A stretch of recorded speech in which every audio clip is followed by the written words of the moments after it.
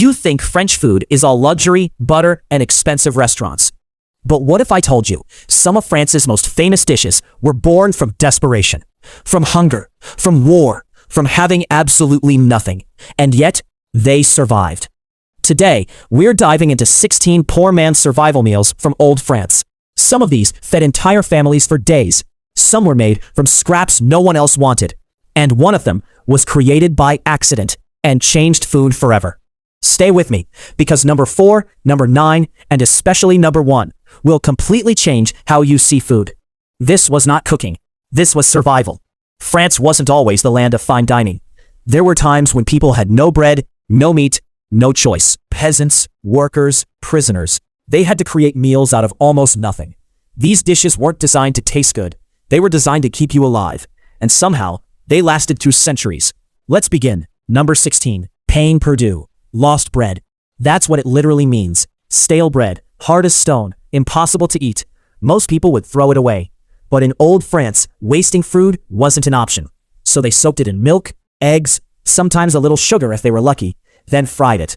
Suddenly, something inedible became soft again. Warm, edible, filling. This was not dessert. This was survival. And today, it's known as French toast.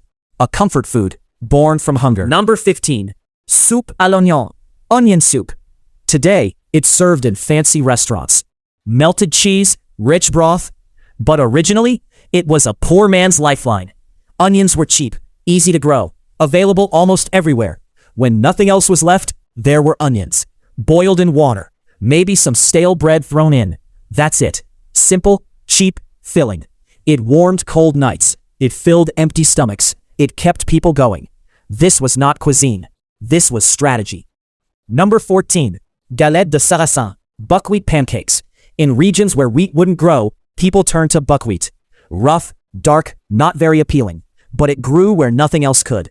They ground it into flour, mixed it with water, cooked thin, simple pancakes. No luxury, no toppings, just fuel.